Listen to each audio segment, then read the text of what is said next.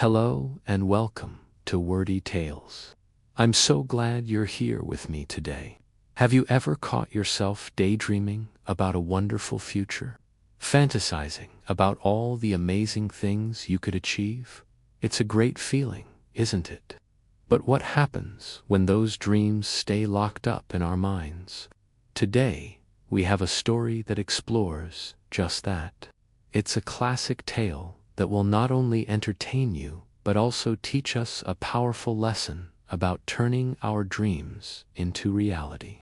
And, as always, here on Wordy Tales, we'll sprinkle in some new English vocabulary along the way to help you expand your language skills. So, get comfortable, lend me your ears, and let's dive into the story of the dreamer and the pot of milk in a bustling town, full of merchants calling out their wares and children playing in the streets. There lived a young man named Theo. Now, Theo was healthy and strong, with broad shoulders and hands that could have been put to great use.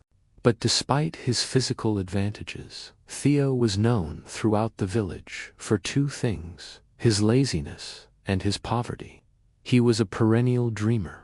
The word perennial means lasting for a long time or constantly recurring.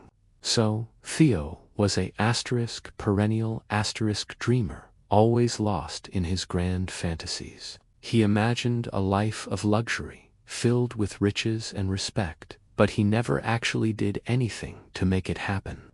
Instead of working, he relied on the kindness of his neighbors for his daily meals. One bright morning, a wealthy and generous merchant decided to do a good deed. He announced he would be giving away fresh, creamy milk to anyone in need. Hearing this, Theo grabbed the largest pot he could find and hurried to the merchant's stall. He secured a full pot of milk and rushed home, his mind already buzzing with possibilities. He poured a small amount to enjoy with a piece of stale bread, savoring the simple meal. After he finished, his father, an old and hard-working man, asked for his help with chores around their small cottage. But Theo, feeling lethargic, simply waved him off. The word lethargic means feeling sluggish and apathetic, a lack of energy. Feeling lethargic Theo found a comfortable spot, lay down, and closed his eyes, but he didn't fall asleep. Instead, he began to daydream. His mind began to paint a vivid picture. He looked at the pot of milk beside him and thought, "This milk is the start of my fortune. I won't just drink it. No, I'll be clever. I'll let it curdle and turn it into rich, delicious cheese." In his mind's eye, he saw himself at the market, selling his cheese for a handsome sum of money. With that money, he mused, I won't just spend it. I'll invest it. I'll buy a hen, a fine one that lays an egg every single day. His fantasy grew more elaborate with each passing moment. He pictured the hen's eggs hatching into a flock of chicks. He imagined himself building a coop, tending to his growing brood of chickens. This is a great place for our next word. Brood, brood, is a family of young animals, especially birds, produced at one hatching. So, he was imagining his brood of chickens. The daydream continued to spiral. Soon, I won't just have a few chickens, Theo thought with a smile. I'll have a whole poultry farm. I'll sell chickens and eggs to the entire village, then to the neighboring towns. His business would become so prosperous, so successful, that his reputation would spread far and wide. The word prosperous, means successful in material terms, flourishing financially. His farm would be incredibly prosperous. In his fantasy, his wealth grew exponentially. He bought land, built a grand house, and hired servants. He became the most respected man in the region, his name synonymous with success. The word asterisk, asterisk, synonymous asterisk, asterisk, means having the same or nearly the same meaning as another word or phrase. His name became asterisk, synonymous asterisk, with success. His daydream reached its absolute peak when he imagined the king himself hearing of his magnificent farm. The king, in need of the finest poultry for a royal banquet, would send a messenger directly to Theo. Theo pictured himself, dressed in fine silks, negotiating the price with the royal court. He would be so rich, so influential, that even the king would be his customer. This was his ultimate aspiration. Our word here is asterisk, asterisk, aspiration, asterisk, asterisk. An asterisk aspiration asterisk is a hope or ambition of achieving something. Becoming the king's supplier was his highest asterisk aspiration asterisk. He then imagined having a family, a wife and a son. He saw himself walking through his vast estate with his young boy, pointing to the fields and the coops.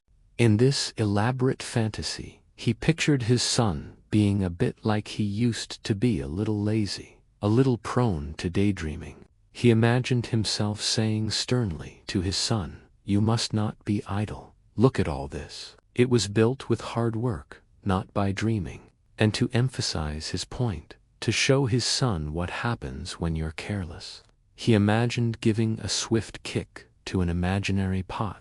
But Theo was so lost in his reverie, so engrossed in his fantasy world, that his body followed the command of his mind. He kicked out his leg in reality, striking the very real pot of milk sitting beside him. The pot tumbled over with a loud crash, and the precious white liquid spilled all over the dusty floor, soaking into the earth in an instant. Theo's eyes snapped open. He sat up, his heart pounding. The grand house, the prosperous farm, the respect of the king, the family, he imagined it all vanished. All that remained was a puddle of milk on the floor and the same old, shabby room.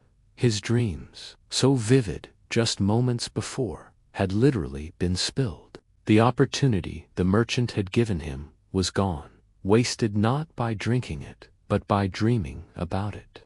The next day, Theo was back to his old ways. He wandered the village aimlessly, his stomach empty, still hoping for a stroke of luck, a handout, another easy opportunity. But nothing changed. He remained poor, unhappy, and known only for his laziness. His situation was exactly the same because he had failed to take any real action. So, my friends, what can we take away from Theo's story? It's a powerful reminder, isn't it? Dreaming is a wonderful, essential part of life.